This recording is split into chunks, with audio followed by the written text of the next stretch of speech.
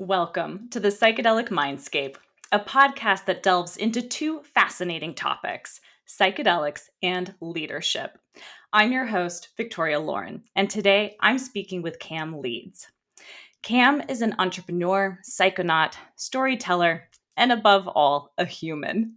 Cam is the host of the TripSitting Podcast and runs a business helping people book psychedelic retreats called Conscious Retreats. Cam currently lives in Denver, Colorado, and I am so excited to welcome you to the show. Thank you so much, Victoria. I'm really, really excited to be here.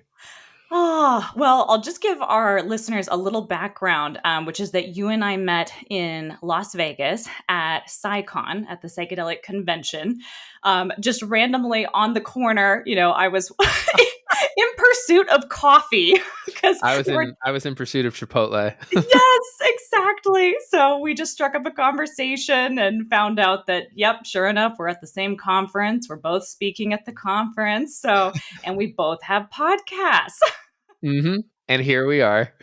And here we are recording. So it's lovely to have you and to host you and just to continue the conversation from that weekend. So I always like to start with, people kind of sharing their whole experience of how they came into the world of psychedelics. And I know that you talk about your first experience with magic mushrooms back in 2018. So I'd love to hear just about that journey as well as how that brought you into this world and what you're doing now.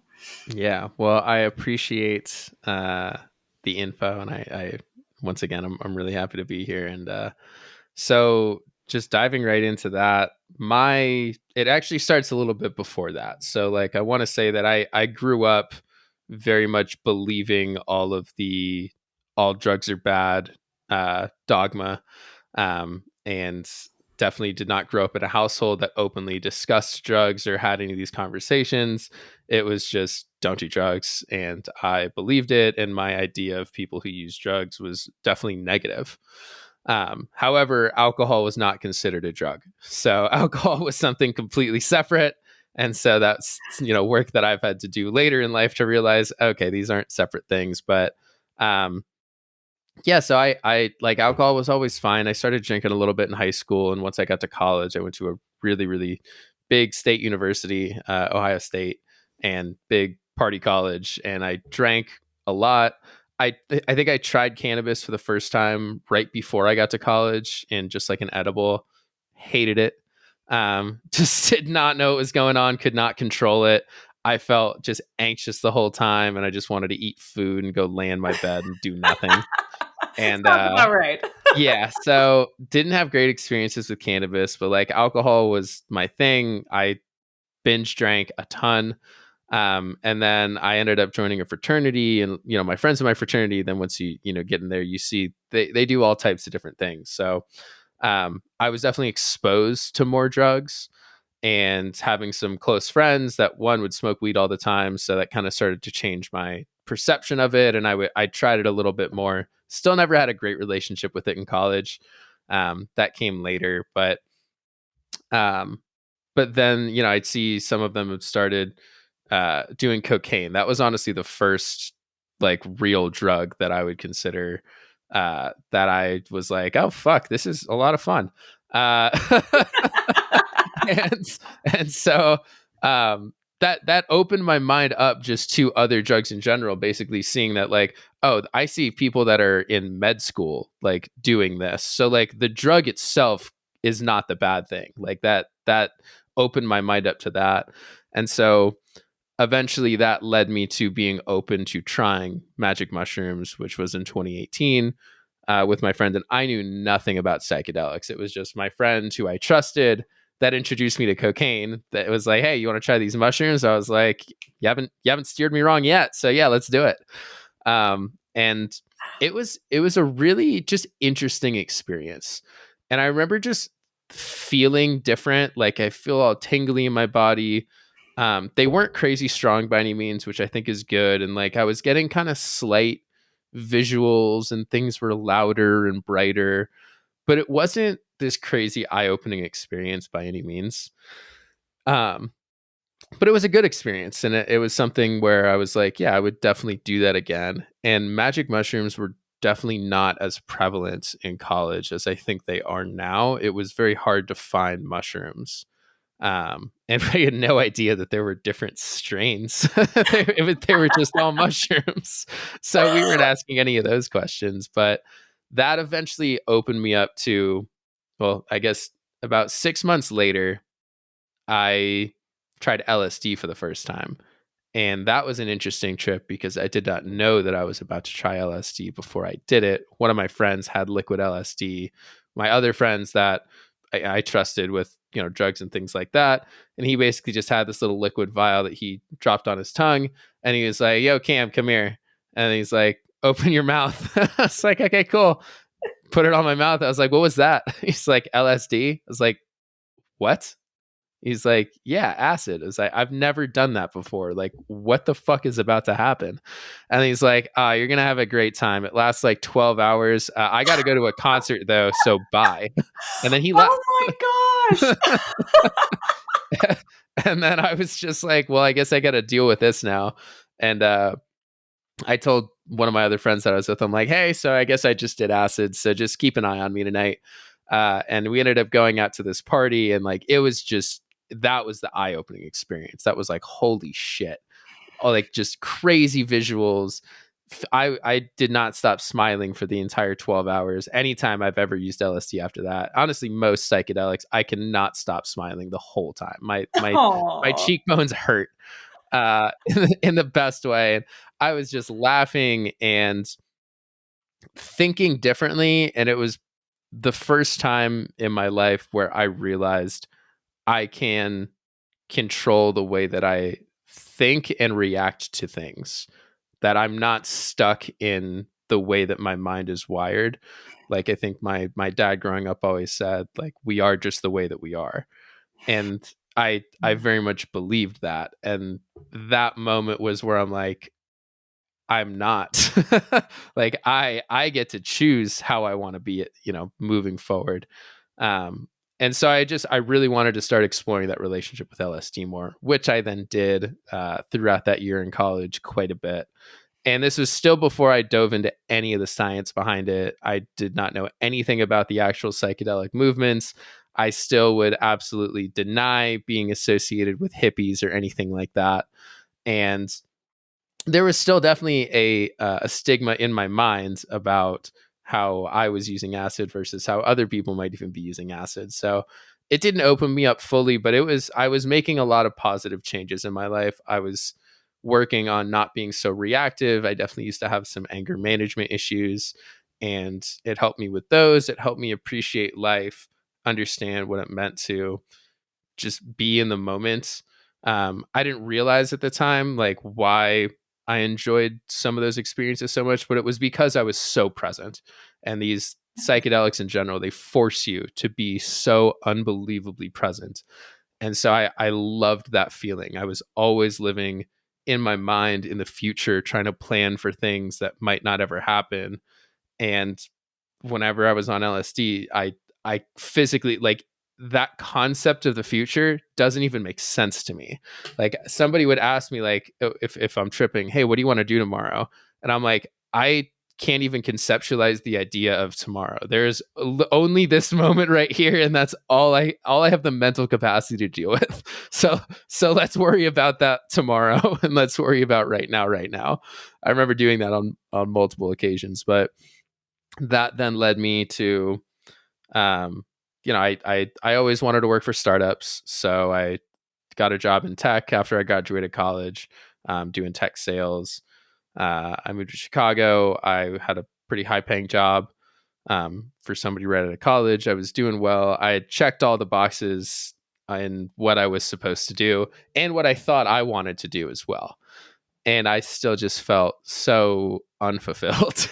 And it it made me realize that if I continued on this course, I was not going to find the happiness that I was genuinely seeking. And I also realized too at that point the money is not going to make me happy, unfortunately, which, I was really hoping that there would be a point in which it did. But I knew that I was on a course that I would not enjoy 20 years from now. And that led me to really doing research into psychedelics. And I had first heard about ayahuasca at the beginning of the pandemic, just listening to a podcast. And it really piqued my interest. But it was more just like, wow, that sounds crazy. Like, who would travel to the jungle to do that? Like, I don't know if that's me. Um, and, also too, that doing it in the whole ceremony, I'm like, I just like to trip and have fun and do that. I don't think that's for me. And 2.5 years later, that was when I realized, yeah, this is for me. And so I flew down to Peru to do ayahuasca. I had no friends that had ever done it. I had nobody to talk to, but it was one of those where like I felt called to this. I knew that this was going to be the thing that helped me figure out like, what the fuck am I doing here? And what do I want to do? Why am I here? Why don't I feel happy? Just all of those questions I had for myself, knowing I never really experienced genuine self-love before. That was my main intention going into it. And yeah, I sat for 3 ceremonies over the course of a week at this place called Dream Glade in Peru, in Iquitos. And yeah, it's a life-changing experience. Wow. Yeah. Question about that timing wise. So when you went to Peru for the first ayahuasca ceremony, already been exposed to psychedelics more in like the recreational setting. So this was like the first ceremony that you're Mhm. sitting in. And were you still in the world of tech, or did that exit? Okay, so that exit happened after the Yeah. ceremony. Yeah. All So right. I was still living in tech. So I had gotten a new job in tech just at a different startup at the beginning of 2022. And I basically, like, my intention that year, and I told my boss this the second, as during the hiring process, I told him at some point this year, I'm going to take 2 weeks off to go to Peru. And that was before I knew where I was going, when I was going. I just knew I'm taking these 2 weeks off at some point this year. This is happening. Mhm. Um, it was just now a matter of filling in the blanks and making that happen. And so, yeah, as it got closer and closer, certain things in my life came together and fell apart a little bit. And, the whole month before, I took the dieta pretty seriously. Did no alcohol, no drugs, no nicotine, no nothing for the whole month before. I ate really clean. And, yeah, I had no idea what to expect. Like, truly no idea. I had nothing to go off of. I had watched some YouTube videos, but I even knew to like stop doing that for the most part, because like watching these is not going to help me on this experience. If anything, it's just going to muddy it. So I just tried to stay centered. And I didn't have a meditation practice or anything at that point. I wasn't journaling regularly.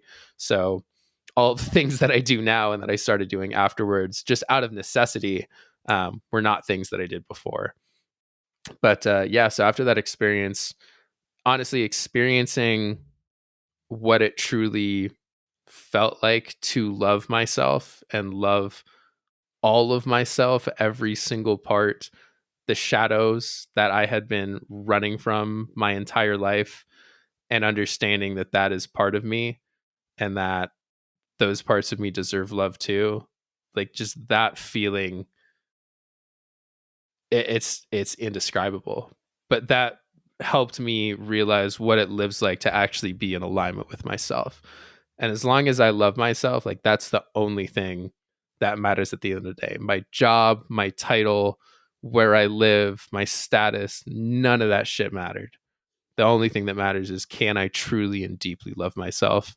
And that's the only thing that ever will matter from that point forward. So I think that just gave me the courage to realize I gotta change some shit up. Yeah. Yeah, and it sounds like some pretty big changes came Yeah. after that. So I knew at that point when I came back that my current job just was not it, but I didn't know what that even meant. Like, like, okay, but like, what is it, was the thing. And so that job, I actually ended up getting laid off about a month and a half after I got back. And the second I got laid off, I never even thought like, oh no, I got laid off. It was immediate. It was like this sigh of relief. I'm like, well, now I don't have to deal with that. Like that just dealt with it. Like that was, I saw that as a clear sign of the universe telling me, yo, get the fuck out of this job and take time for yourself and just figure it out. Yeah. I had enough Yeah. of my savings at that point to not be super stressed, um, which was cool. So I was like, okay, cool. I'm going to take these next few months to figure it out. I was living in Chicago at the time. Um, and I had just visited my friend in Denver. And pretty much right when I visited him, before I even got laid off from my job, I told him, it's like, I might move here next year, before I even saw the city. Like that was when he picked me up from the airport. I just had this feeling. And so, yeah, once I got laid off, I've I'm like, there's nothing keeping me here in Chicago. Like not a single thing. I have no family. I have no job. Like Right. there's no reason I wouldn't move to a place where I feel more called to. So yeah, I made plans once my lease ended at the end of February to move out to Denver and just continue to figure it out. And I guess I Mm. should backtrack a little bit because I started trip sitting just as a blog in May of 2022. So that was 4 months before I even went to do ayahuasca. That was pretty much right when I had been like, okay, I'm going to do this. Let me start this blog to talk about my journey and some of the things that I've learned from my experiences with psychedelics. And then once I got back from the retreats, that's when I started the podcast to go along with it. And now I'd say it's more podcast than blog, but I still do have a newsletter that I try to release biweekly on Substack. So I still do write, but it's definitely the podcast has taken over and given me the opportunity to just meet so many people that are in this space. And I had no idea how big it was, how many people were already doing so much of this work, even here in the United States too. And so it really opened my eyes up to all of that. And so I was just, once I got laid off, I was just doing the podcast, and I'm like, I'm just hanging out, doing the podcast, working out, and letting opportunities present themselves to me, and just seeing what makes sense. Then I also started conscious retreats at that point too. Okay. Okay. Before I dive into asking you about the retreats, I just wanted to reflect that it's really amazing timing that you had the ayahuasca journey, and then a month later the universe is just like, okay, Cam, like time to get out of here, time to change things up, like here's Yeah. your big invitation.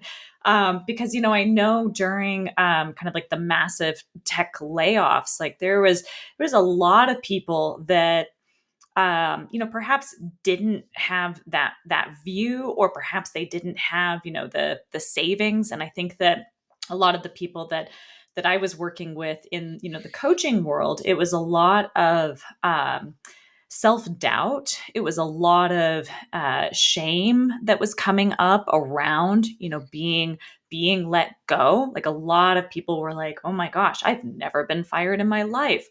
And kind of taking it personally rather than viewing it as an invitation. And I do believe that if you are living in a really expensive location with a really expensive mortgage or rent that you need to cover, then of course, like, you're going to be anxious about just kind of meeting basic needs. So And it's if you just have any other responsibilities, like I was a single guy living in right. Chicago. Like I realized that. I'm like, I have nobody else I need to answer to. And that's Yeah. awesome that I'm in this position. But a lot of people are not in that position, and they've got kids, a dog, a partner, whatever it is that they need to worry about too. Yeah. Yeah, exactly. So how beautiful that you were set up to make this transition, and were able to experience it as an invitation, and then to actually listen to that inner voice and to follow it, right? Yeah. Let Yeah. me also make one thing very clear that when I'm explaining this right now, it sounds like it was this like, oh, well, I'll just do this. Oh, I just got laid off. I'll just go move. I'll just stop looking for jobs. That part of my life, I still refer to as my rock bottom. And not in, but not in a negative way, just in the way that it felt like my whole world was just shake. And that was just from the ayahuasca, like even without those things, but like my whole foundation of which my life was built at that point, ayahuasca showed me that all of that shit was fake. Like everything that I had believed about myself at that point was from other people and me taking that in order to get love from my parents, to fit in with society, to be respected. And so, having that entire foundation just fucking rocked was not easy. I I laugh about it because, like, objectively it's kind of funny, and as I was going through it, I saw the humor in all of it too. But I mean, I cried every single day. I still cry most days, to be honest, when I meditate, but just randomly, and I would just feel bouts of sadness, and I started doing more parts work with myself. And yeah, I mean, it was certainly not easy going through that. Like it felt like my whole life was this house, this brick house, and just the entire house was just falling apart brick by brick. And I had to just sit there and watch it fall apart. And there was nothing I could do to stop that from happening other than just wait and continue to wait for it to continue to fall apart. And then once it settles, then I could start rebuilding. But that period of just waiting and watching it fall apart, I had no idea how long that was going to be.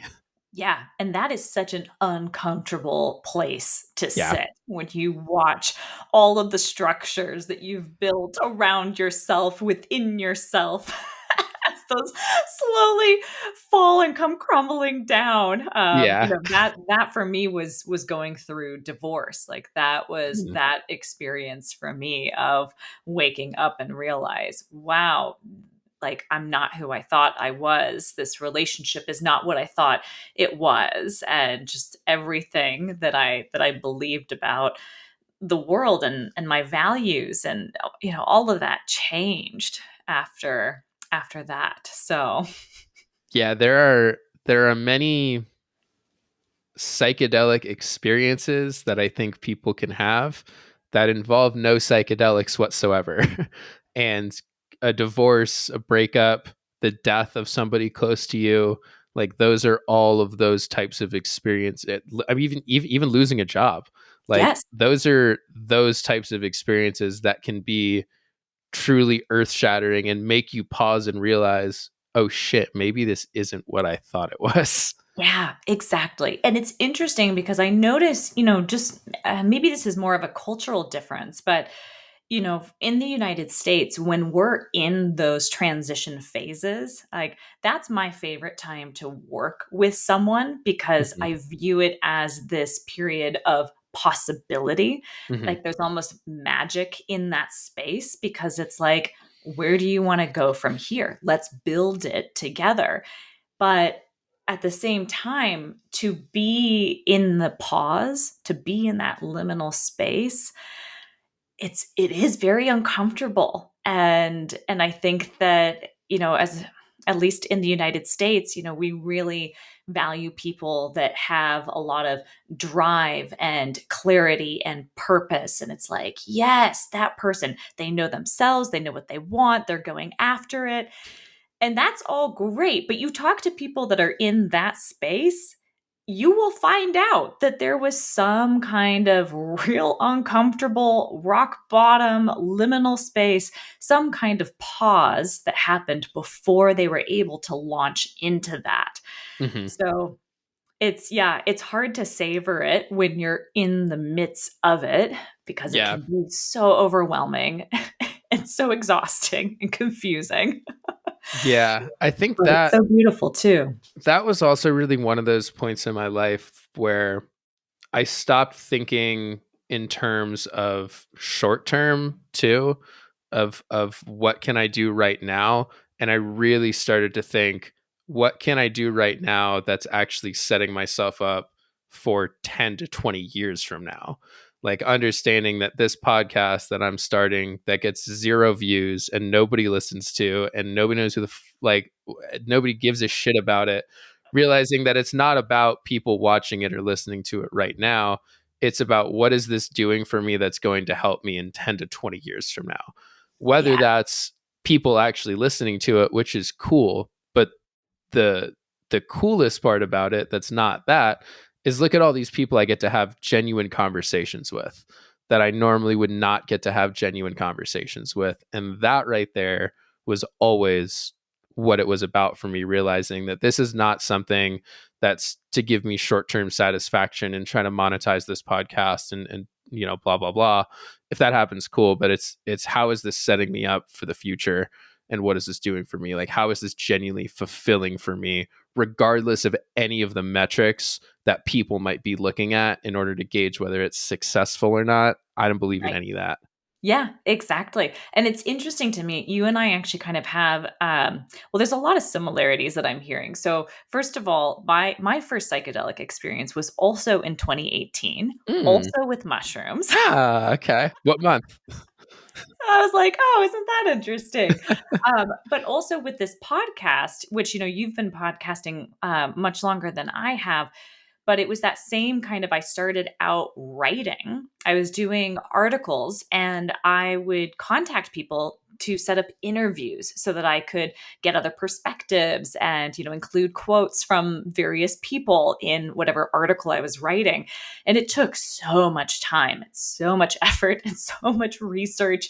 And I realized that the conversations that I was having with people were far more enjoyable than actually, putting it all together in an article. And I thought, you know what? Forget the articles. I'm just going to start recording conversations. Yeah, Oh, that's yeah. awesome. What was Yeah. what if you want to just touch on it briefly? I'm sure you probably have on the podcast, but like, what was your first experience with mushrooms in 2018 like? Ah, it was it was really beautiful. Was it I had very been intentional? No, no, not Okay, at got it. all. Okay. Not at all. And, it's funny looking back, knowing what I know now about set and setting. Hmm. I just got so incredibly lucky. So I was out with a girlfriend and we had come back to her apartment. Both of our partners had been out together and were going to meet us, later that evening at her place. And I walk in and she's got a bag of mushrooms just sitting on her dining table. Mind you, like, we've been friends for a long time, have never talked about psychedelics, have never talked about mushrooms. And she just opens the bag, pops one in her mouth. She's like, "Hey, I picked these up today from a friend. Do you want one?" Uh-huh. And like you, I grew up in a family and an age of, like, don't do drugs. Drugs are bad. I didn't drink all through high school. I didn't try cannabis until, like, late in college, and also didn't really enjoy that first experience. Hmm. Came back to it later, and now I have, I would say, like, weekly ceremonial use of cannabis, and I Nice. really love it. It's one of my favorite medicines. But I was programmed to say no, just say no. And so the offer comes, and I'm immediately thinking in my mind, I got to say no. And Hmm. instead, the word yes comes out of my mouth. And I just went, wait, what? Did I just say yes to, wait, what? And so I go in to check in with my body, Hmm. and like everything, it was just like this energy rising up and pouring out, saying, "Yes, Hmm. yes, you want this." And I said, "Well, the body doesn't lie. So I'm going to go for it." We end up taking mushrooms, all four of us. And just in her apartment, we had music playing. So there was some dancing. We pulled out coloring pencils and, paper, and we were like drawing art. I got really fascinated with the, pattern of the carpet at one point. My partner got lost in the bathroom for a while. That tends to happen. It tends to happen. It tends to happen. So it was just, and they had a violin and, I don't know, some other, just instruments. So then we were like playing music and singing, and it was just beautiful. It was absolutely wonderful. That's And awesome. I woke up the next morning and was just in this really reflective state of mind. And I journaled a ton. And there had been some pretty major life decisions that I was trying to make in terms of career, in terms of where I was living. And I just felt like I knew all of a sudden. It was like all the noise and uncertainty and, feelings of like, oh, I got to weigh pros and cons. I just let all of that go. And the answer was right in front of me. And I Hmm. thought, great. I'm so glad that I know what I'm doing now. That was my beginning. Wow, that's awesome. Yeah. And it kind of brings up one of the things I remember you and I talked about at SciCon is this whole concept of, ceremonial use of psychedelics or plant medicine versus recreational. Hmm. And, just kind of this whole belief, I think that people can kind of maybe fall into one camp versus the other, like they're purely recreational or they're purely into the ceremony, and there's kind of some judgment going towards the Hmm. others. But and I shared with you, like, whether I'm sitting in ceremony or whether it's more of a recreational setting, there's still healing, there's Yeah, still 100%. inspiration, insight, just beautiful things that can come out of it. So I'd love to hear your take on that. My first thought that comes to my head is, well, if you look at life as just one big ceremony, then technically there's never any difference. Which is sort of how I view life now, but that's kind of a cop out answer. So I'll go a little deeper. I mean, I think that there are, like, that's where intention just comes into play so much, and like intention is always something that you should have, regardless of whether you're doing it recreationally or you're doing it ceremonially. You should still always think about what that intention is, because shit can get derailed. Like, you never know what's going to happen. And so being able to have that intention and understand, why am I here? Why am I doing this? Even if I'm taking mushrooms at a concert to have fun and feel the music deeper and just connect with the rhythm and things like that, like, that is a great intention in my book. And that's purely for recreational purposes. And I'll still usually have some things that might come up during that I'm able to just work through, because I'm just so in the moment and things are coming up and I can just feel and be and exist without thinking about what's going on. But Yeah. that's a really beautiful place to be. Whereas if I'm in ceremony, typically my intentions are probably going to dig a little bit deeper into what I'm doing, but sometimes they might even not. Sometimes I just want to be in ceremony to enjoy the music and like enjoy these people and hold space for others while I'm in ceremony. And like, those Yeah. are also great intentions too. So, I mean, just, you know, we can't, one, as white people, we absolutely cannot be gatekeeping and deciding how people should and should not use psychedelics. We have no place in that conversation to talk about that. And like, I can recognize that, and that's totally fine with me. So like, who am I to judge somebody else for the way that they use psychedelics? um, because I mean, I don't want to be judged for the way that I do too.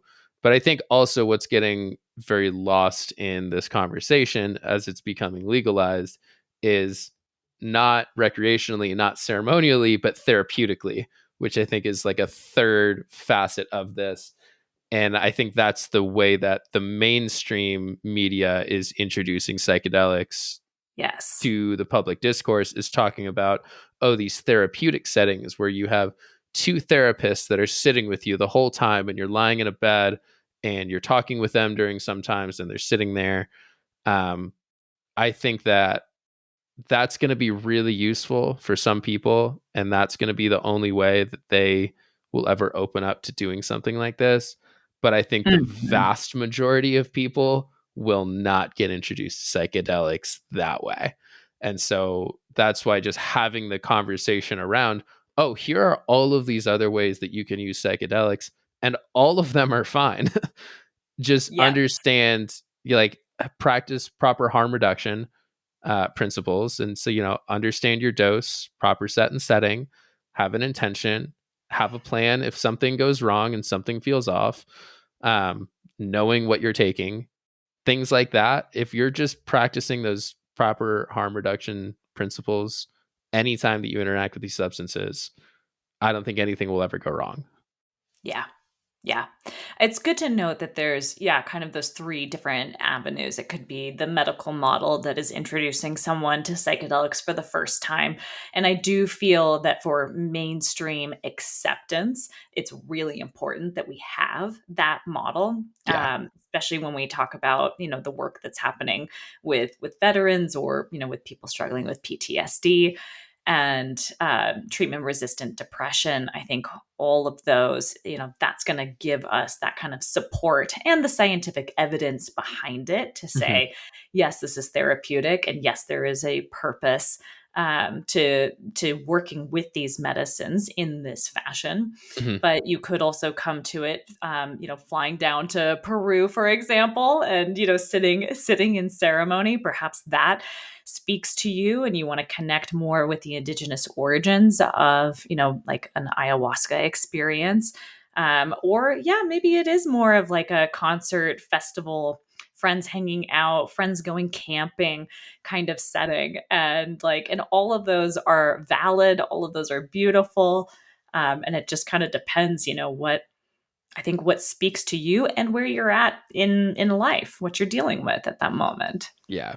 And I think also one of the really big things that at least has been very important to me is understanding who I'm with whenever I'm interacting with these substances. Because if I'm taking them and I'm the only one taking them, and like even if I'm with very trusted friends, but if we're not energetically aligned, sometimes there can be a lot of tension and it could be really uncomfortable for me.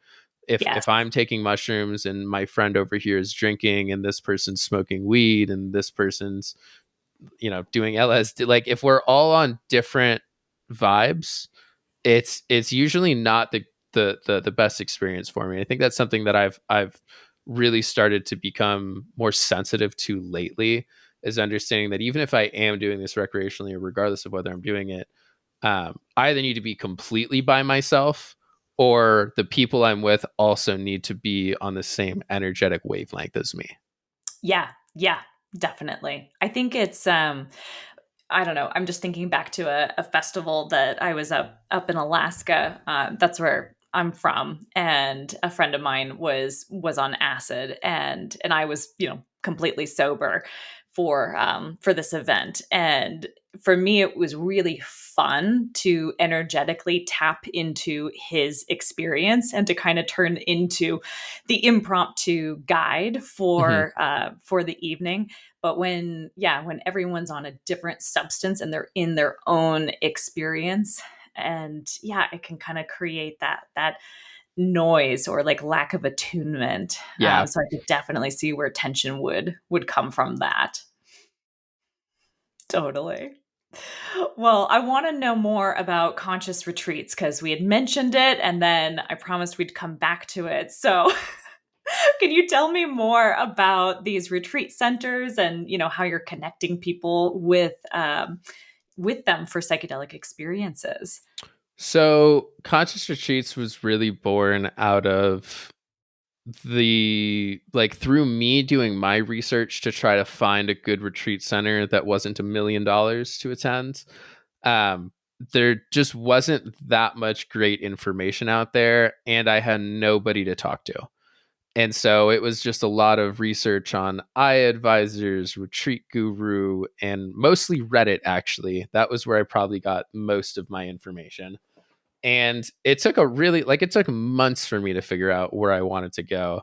Basically I just realized that like there has to be some sort of better way to do this. And so I set up conscious retreats more as just a way for people that are very new to this, that don't know where they want to go, people that have already decided that this is something they want to do, because I make it try to make it as clear as possible.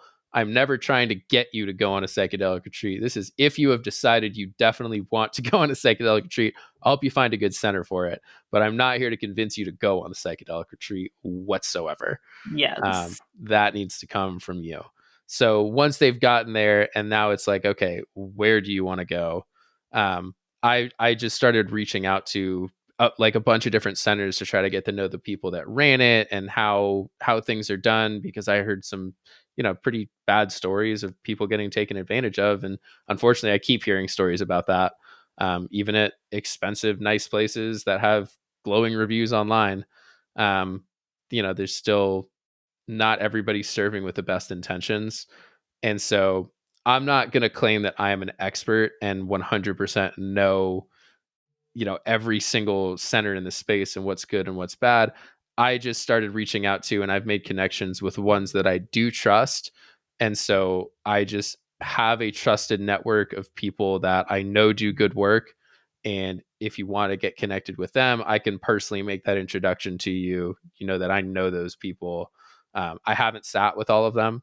I don't have the money to do that, but I know that they're good people. I know people that have gone to those centers, and it's just somebody to talk to be completely honest. It's also, it's not that big of a thing, but through conscious retreats, that actually connected me with the retreat centers that I now actually work directly for as well.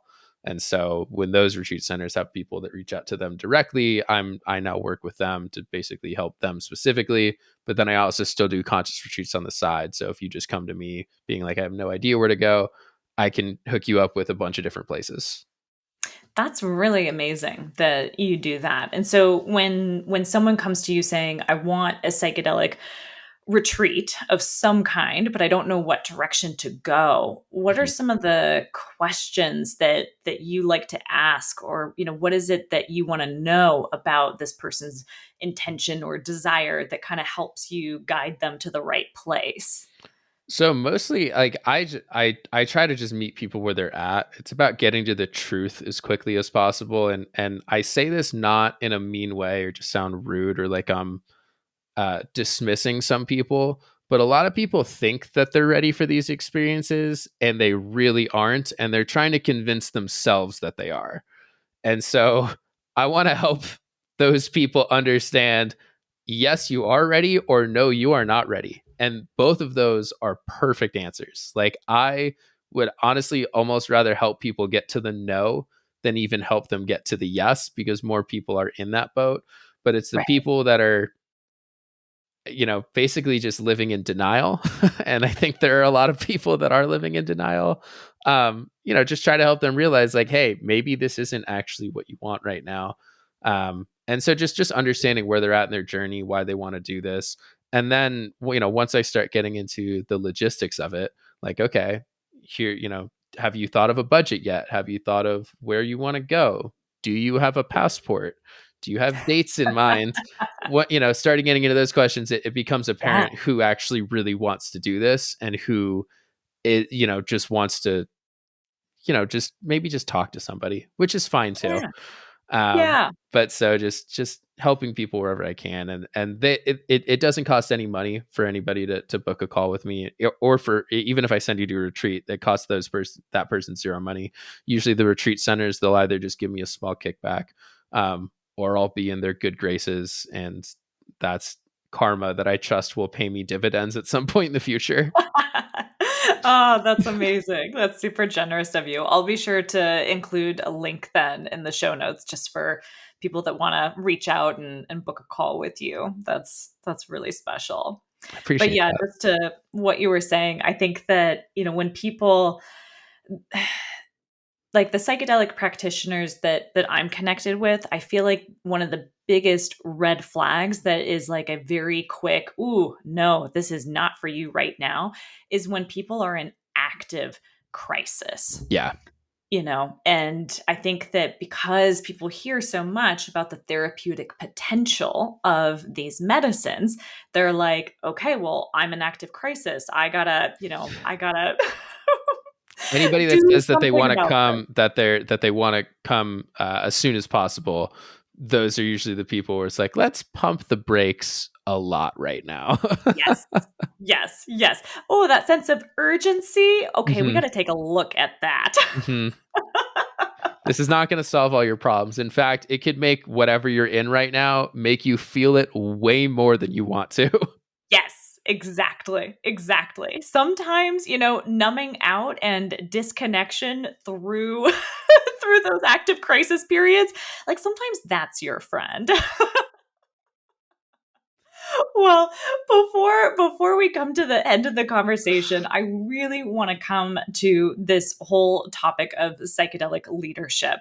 And I know, just given your background in tech and your experience in the startup world, obviously there's a lot of people in that space that are working with psychedelics. That's the type of coaching that I do, working with leaders that want to incorporate psychedelics into their leadership development. So I'd love to hear from you, either, personal experience or like what you've observed as far as like positive impacts of working with psychedelics in that, kind of frame of mind, corporate professional development. But then also maybe some of the negatives or unintended consequences that you see in that space. Yeah, so starting with the negatives, because I like to end on a positive note. So All starting right. with the negatives, I'll say that I know a lot of people that work in tech that take psychedelics and they're still narcissistic assholes. Just because you take psychedelics does not immediately mean that you're going to get all of these really positive effects and become a better person and start actually giving a shit about other people. That's where intention comes into play. So I think that leaders that want to use this and actually want to go through the process, like are willing to surrender and change and learn, that's where there's going to be a lot of positive impact. But the people that are just hearing about, oh, look, there's all this positive impact, let me do this immediately and go pay for this retreat and do this and basically try to cut corners, it's not going to work for them. In fact, it might even make it worse. Um, and so Yes. it can go in both of those directions. But I think that for leaders that can take this, um, and really want to go through the process and surrender to that process, I think that it can definitely make them more open minded. It can show them blind spots maybe within their organization where maybe there's some unfairness that's going on. And I think that it can create more conscious leaders within the current system, while at the same time helping them realize that maybe the current system also needs to be changed a little bit too, and being okay with that happening. But we can't dismantle the system overnight, so we still have to figure out how can we create conscious leaders within the current system that we have. Exactly. One of the worries I do also see that we talked about a little bit before we started recording is that there can be this kind of gatekeeping mentality among some of the leaders, some of the elites that are within that world. Them thinking that this is only for the leaders and for the executives, and not realizing that it's just as beneficial for the people at the way bottom of the organization, that also needs to use it. So I think that it could be a problem if just the leaders get access to this without realizing that everybody needs to have access to it, because then it's just creating more of this gap, and more of the. I mean that we're seeing right now. I mean, if you look at the gap between the upper class and the middle class, like it's growing so much, Yeah. and so between the different classes that we have, and so if only the upper class get access to these psychedelics, I think that's going to continue to happen unless they are very conscious about the fact that everybody does need to have access to this, because then we can begin to actually close that gap together because one group cannot work on closing that gap. Both of Right. them have to work together in order to actually help solve the issues that we're seeing right now. Um, and so if leaders are working with them intentionally, I think that they will see that and understand that there needs to be a little bit more fairness, Yeah. in how things Yeah. are handled. And providing access, like Yeah. that's what I've been really excited to see in, some of the companies that I'm working with is, it's not just the leader, flying off somewhere to a fancy, expensive retreat experience. It's actually, using it in terms of team building, Yeah. or microdosing with ideation sessions, and inviting everyone into the conversation and the experience. And I personally love microdosing for that purpose, because not everyone is going to feel comfortable doing a macrodose. Not everyone is going to, feel ready to go sit in ceremony. Hmm. But with microdosing, it can kind of, get people on the same energetic wavelength, and just let the creativity, the ideas flow, and bring you closer together through this experience at the same time. Yeah, I think more than anything, just and this is a huge generalization, so like fuck, I might be wrong, but there's a big lack of community within the society that we live in today. Like it feels very separate to me. And again, this is my personal experience, but it doesn't really feel like we're all on the same team. um and that's, just a byproduct of, our entire history. But like just getting back that sense of community, I don't care how you do it, but actually having people feel like you have their back and they have your back, like that's the most healing thing that we can ever possibly do right now. Exactly. Exactly. That is that sense of psychological safety that, that the workplace is so concerned with. It's like, am I safe to be my authentic self? Am I Yeah. safe to propose maybe a really out there idea that I'm not sure how it's going to land or how it's Hmm. going to be received, but to feel like you belong, and not because of the way that you look or what you can or cannot do, what you produce, none of those things, but Yeah. just to feel like I'm part of this family. I'm part of this community. It's Yeah. hugely And that important. I do genuinely belong here, even if Yes, it's not in my current role. If then there's another role that maybe fits me better and they can figure out, you know, all of that stuff. But yeah, having to just feel like you need to fit into a box, I think is just a lot of what corporate America has bred. yeah, yeah. And it is interesting, I think, that, people, when they go down this path of psychedelics, self discovery, overall growth, sometimes you grow out of, whatever position, industry, whatever it is that you're in. Other times, you remain in it, but it's Mhm. like your mindset has shifted, your sense of purpose and your sense of connection to the work, it Yeah. might that might just be strengthened. So, Hmm. not for everyone to think that, oh, I'm going to do psychedelics and then I'm going to like Change quit my my life. job. Yeah, exactly. And, move to a different place and Right. like break up with my partner.